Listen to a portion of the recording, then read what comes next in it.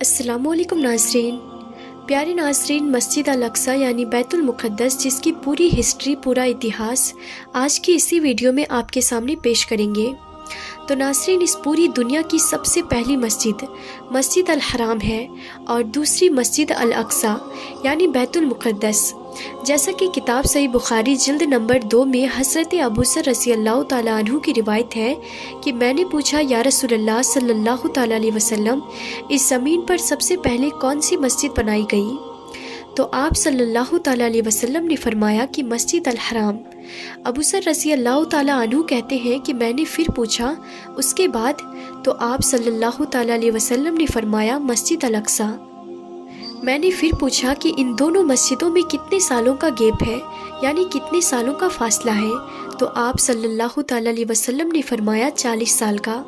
तो नाज़रीन, इससे मालूम हुआ कि मस्जिद अल हराम को बनाने के ठीक 40 साल बाद मस्जिद अल अक्सा यानी बैतुल मुक़द्दस को भी बनाया गया। लेकिन बैतुल मुक़द्दस यानी मस्जिद अल अक्सा को सबसे पहले किसने बनाया, ये जानना आसान नहीं है, क्योंकि इस बारे में बहुत सारी अलग अलग रिवायतें मिलती हैं। किसी रिवायत के हिसाब से सबसे पहले फरिश्तों ने बनाया और किसी रिवायत के हिसाब से सबसे पहले हज़रत आदम अलैहिस्सलाम ने बनाया, किसी के हिसाब से हज़रत नूह अलैहिस्सलाम ने, किसी के हिसाब से हज़रत याकूब अलैहिस्सलाम ने, किसी के हिसाब से हज़रत इब्राहीम अलैहिस्सलाम ने और किसी के हिसाब से हज़रत इस्माइल अलैहिस्सलाम ने, और इस तरह की बहुत सारी रिवायतें मिलती हैं। अब सबसे पहले बनाने की सही रिवायत कौन सी है, ये अल्लाह और उसके रसूल ही बेहतर जानते हैं। खैर नाज़रीन, हम बात करेंगे हज़रत सुलेमान अलैहिस्सलाम के बनाने के बारे में कि हज़रत सुलेमान अलैहिस्सलाम ने इसको किस तरह जिन्नातों से बनवाया था। लेकिन ये जानने से पहले आपको यरूशलेम यानी बैतुल मुक़द्दस शहर के बारे में जानना होगा। तो चलिए जानते हैं यरूशलेम यानी बैतुल मुक़द्दस शहर के बारे में। तो नाज़रीन, बैतुल मुक़द्दस यानी मस्जिद अल अक्सा जो इस दुनिया के सबसे पुराने शहरों में से एक शहर है जो यरूशलेम में मौजूद है। इसका पूरा इतिहास, इसकी पूरी हिस्ट्री आसानी से आप इस वीडियो में समझ पाएंगे। इसीलिए हम आपसे रिक्वेस्ट करते हैं कि वीडियो को आधा अधूरा ना देखें, पूरा देखें, ताकि आपको अच्छी तरह से समझ में आ जाए। तो चलिए बिना किसी देरी के वीडियो में आगे बढ़ते हैं। हाँ तो नाज़रीन, इस शहर को गौर से देखिए जिसको लोग आज बैतुल मुक़द्दस या फिर यरूशलेम के नाम से भी जानते हैं, जिसको इस दुनिया के सबसे पुराने शहरों में से एक जाना जाता है। अगर दुनिया के इतिहास में से ये दावा किया जाए कि लोगों की सबसे ज़्यादा जानें इसी शहर के लिए ली गई है, तो ये कहना गलत ना होगा, क्योंकि हिस्ट्री में जितनी ज़्यादा जंगें इस शहर को पाने के लिए लड़ी जा चुकी है, इतनी ज़्यादा जंगें शायद ही किसी और शहर के लिए लड़ी होंगी। और नाज़रीन, इस शहर के बारे में ये भी मशहूर है कि इस शहर का हर हिस्सा, हर जगह पाको साफ, पवित्र और मुक़द्दस है। और इस शहर को इस दुनिया के तीनों ही इब्राहिमी धर्मों के लोग जैसे कि यहूदी, ईसाई और मुसलमान भी हद से ज़्यादा मुक़द्दस यानी पवित्र मानते हैं। और नाज़रीन, यहूदी धर्म के हिसाब से हमारी दुनिया की शुरुआत इसी शहर से हुई थी। यहाँ तक कि हज़रत इस्माइल अलैहिस्सलाम को उनके वालिद हज़रत इब्राहीम अलैहिस्सलाम ने कुर्बान करने की तैयारी भी इसी शहर से शुरू की थी। ये वही दीवार है जो वेस्टर्न वॉल या दीवार गिरिया के नाम से भी मशहूर है। ये दीवार उसी हैकल सुलेमानी का बचा हुआ हिस्सा है कि जिसको हज़रत सुलेमान अलैहिस्सलाम ने हज़ारों साल पहले जिन्नातों से बनवाया था, जिसकी पूरी डिटेल हम आगे आपको बताएंगे। और अगर ईसाइयों की बात करें तो इनका ये मानना है कि इसी शहर में हज़रत ईसा अलैहिस्सलाम की पैदाइश भी हुई थी और उनको सूली पर भी इसी शहर में चढ़ाया गया था।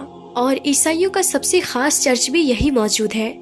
और नाज़रीन, अगर मुसलमानों की बात की जाए तो अल अक्सा नाम की वो मस्जिद जिसको इस्लाम धर्म में तीसरी सबसे पवित्र जगह माना जाता है, यानी मक्का मदीना के बाद मुसलमान अगर सबसे ज़्यादा अहमियत किसी जगह को देते हैं तो वो यही जगह है। इसके अलावा मुसलमानों के लिए ये शहर सबसे पहला क़िबला है, क्योंकि काबे से पहले मुसलमान इसी शहर की तरफ मुँह करके नमाज़ पढ़ा करते थे।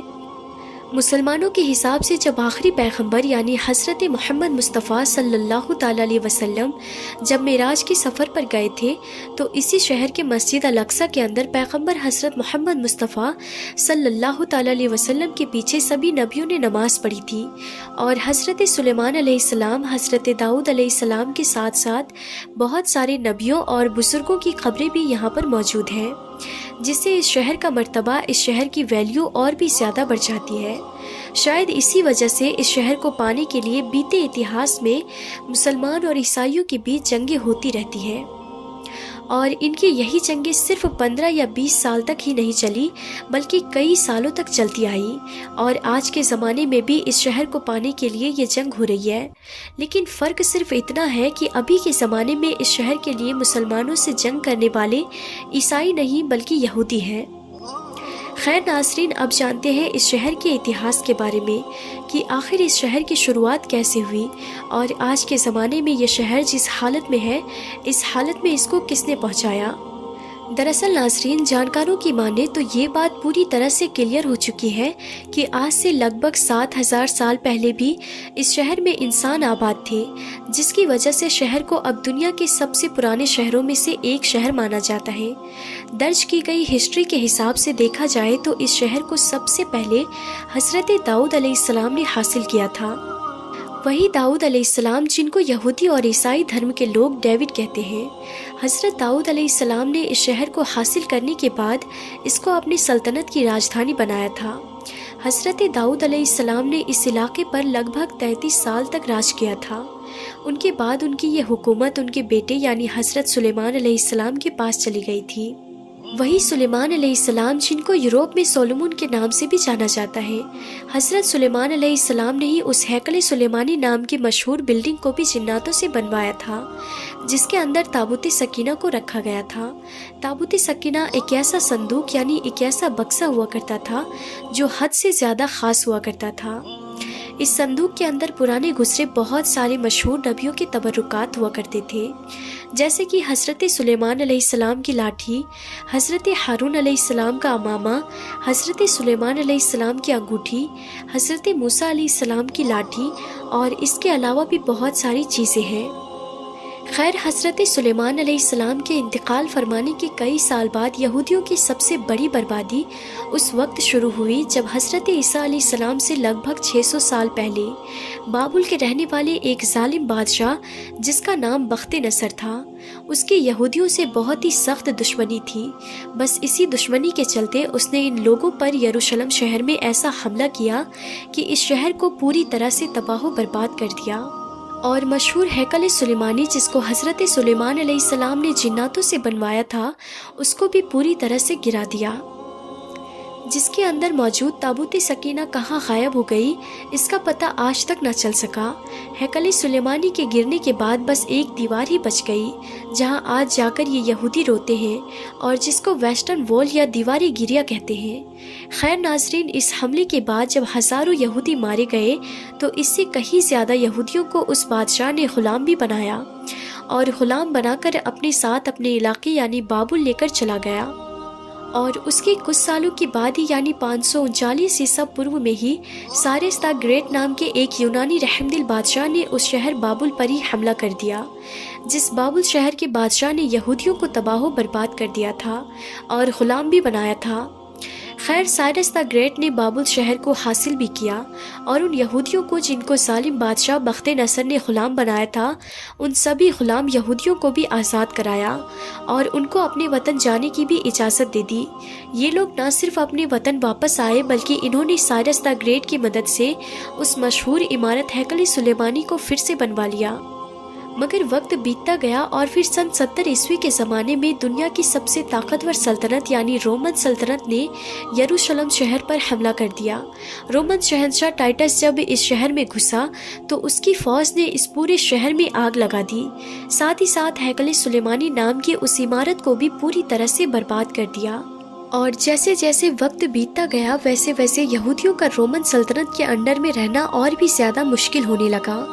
پھر جب 135 عیسوی میں یہودیوں نے رومی سلطنت کے خلاف بغاوت کرنے کی کوشش کی تو رومی فوج نے بغاوت کے جرم میں اس پورے شہر پر ہل چلا کر اس کو پوری طرح سے ویران کر دیا۔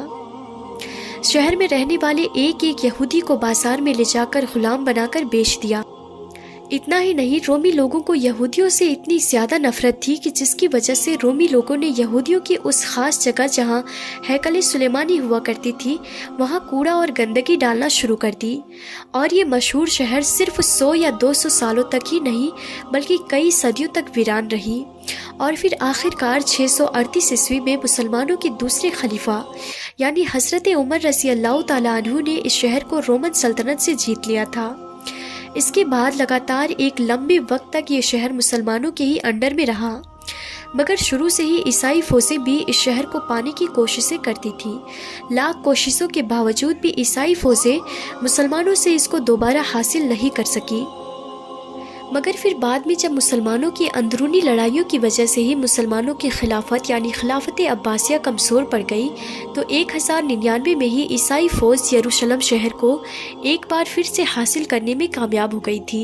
मगर इस शहर को अभी ईसाइयों के हाथ लगे हुए कुछ ही साल गुजर पाए थे कि मुस्लिम दुनिया में एक नया नाम उभर कर आ गया, और ये नाम था सलाहुद्दीन अय्यूबी।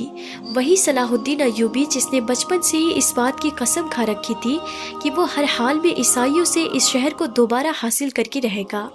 यही वजह है कि सलाहुद्दीन अय्यूबी ने शुरू से ही इस शहर को हासिल करने की कोशिश शुरू कर दी थी, और आखिरकार 1187 में यानी 100 साल पहले ही एक बार फिर से ये शहर मुसलमानों के अंडर आ गया था, यानी सलाहुद्दीन अय्यूबी ने इस शहर को फतह कर लिया था। इसके बाद भी नाज़रीन, इस शहर को पाने के लिए ईसाइयों और मुसलमानों के बीच कई जंगें लड़ी गई, मगर लाख कोशिशों के बावजूद भी ईसाई लोग दोबारा इस शहर को मुसलमानों से नहीं छीन सके, और अगले लगभग 600 से 700 सालों तक लगातार ये शहर मुसलमानों के अंडर में रहा। आपको बता दें कि फिर 1517 ईस्वी में इस शहर को सल्तनत उस्मानिया के ताकतवर सुल्तानों में से एक सुल्तान यानी सलीम अव्वल ने फतह करके अपनी सल्तनत में ले लिया था, और फिर 1517 से लेकर 1917 तक ये शहर सल्तनत उस्मानिया का हिस्सा रहा था। इस पूरे दौर में सल्तनत उस्मानिया ने इस शहर को बड़ी तेज़ी के साथ डेवलप किया। इस शहर के अगल बगल दीवारें बनवाई, रोड डलवाए, डाक का सिस्टम बनवाया। इसके अलावा 1892 में रेलवे लाइन भी बिछा दी गई थी। वैसे तो नाज़रीन, सल्तनत उस्मानिया के ज़माने में ही यहूदियों ने यहाँ पर आकर अपनी एक अलग रियासत बनाने की प्लानिंग शुरू कर दी थी, मगर सल्तनत उस्मानिया के आखिरी सुल्तान, जिनको अब्दुल हमीद सानी के नाम से जाना जाता है, वो इस चीज़ को बड़ी अच्छी तरह से समझ गए थे। इसीलिए उनके दौर में यहूदी लाख कोशिशों के बावजूद भी अपने मकसद में कामयाब ना हो पाए थे, और उन्होंने इन सभी साजिशों का बड़ी होशियारी से मुकाबला किया था। मगर नाज़रीन, अब्दुल हमीद सानी के बाद सल्तनत उस्मानिया हद से ज़्यादा कमज़ोर पड़ गई, और 1917 में आखिरकार ब्रिटिश एम्पायर ने सल्तनत उस्मानिया के इस हिस्से पर यानी फ़िलिस्तीन पर कब्ज़ा कर लिया। इसके बाद लगभग अगले 3 तिहाइयों तक ये पूरा इलाका ब्रिटिश एम्पायर के अंडर में रहा, और यही वो पूरा दौर था जिसमें दुनिया भर के यहूदियों को अलग अलग इलाकों से बुलाकर फ़िलिस्तीन में जमा करना शुरू कर दिया था। सबसे पहले 1947 में यूनाइटेड नेशन की तरफ से उस बंटवारे को मंजूरी दे दी गई, जिसके हिसाब से आधा फ़िलिस्तीन यहूदियों को दिया जाना था जबकि आधा फ़िलिस्तीनियों को। और उसके बाद आखिरकार 1948 में इजराइल देश का ऐलान भी करवा दिया गया। इस ऐलान के साथ ही न सिर्फ फ़िलिस्तीन के 2 टुकड़े कर दिए गए, बल्कि साथ ही साथ यरूशलेम शहर को भी 2 टुकड़ों में बांट दिया गया। दूसरी तरफ जब बाकी बचे हुए अरब देशों ने देखा कि उनके साथ धोखाधड़ी करते हुए फ़िलिस्तीन को 2 हिस्सों में बांट दिया गया है, तो उन्होंने इस फैसले को रोकने की भरपूर कोशिश की और इसराइल के खिलाफ जंग का ऐलान भी करा दिया। मगर इसराइल के साथ यूरोपियन मदद होने की वजह से अरब देश इस जंग को जीत ना सके, और वहीं दूसरी तरफ इसराइल ने 1947 की जंग में बाकी बचे हुए यरूशलेम के दूसरे हिस्से पर भी कब्जा कर लिया। आपको बता दें कि 1947 में यूनाइटेड नेशन की तरफ से किए गए बंटवारे की वजह से आज भी दुनिया के लगभग सभी देश इसराइल के पूरे यरूशलेम शहर पर कब्जे को गलत मानते हैं। मगर उसके बावजूद भी इसराइल देश ने न सिर्फ पूरे यरूशलेम को अपने कंट्रोल में ले रखा है, बल्कि फ़िलिस्तीन के बीच ज़्यादातर हिस्से पर कब्जा कर चुका है। और नाज़रीन, आपने आज के इस दौर में देखा होगा और सुना भी होगा कि जैसे ही इसराइल पर हमला हुआ तो सारे के सारे कुफ़ार इसराइल के साथ इकट्ठे होने शुरू हो गए। اور اسرائیل کے پردھان منتری نیتن یاہو نے امریکی راشٹرپتی بائیڈن کو فون کر کے مدد کرنے کو کہا۔ جواب میں اس نے کہا کہ آپ کس طرح کی مدد چاہتے ہیں، ہم آپ کو ویسے ہی مدد دیں گے اور اسرائیل کے لوگوں کی حفاظت ہماری ذمہ داری ہے۔ اس بات سے آپ یہ اندازہ لگا سکتے ہیں کہ کفار کے دلوں میں مسلمانوں کے خلاف کس طرح سے دشمنی کوٹ کوٹ کر بھری ہوئی ہے۔ ناظرین، فلسطین انبیاء کی سرزمین ہونے کے علاوہ مسلمان کا پہلا قبلہ ہے۔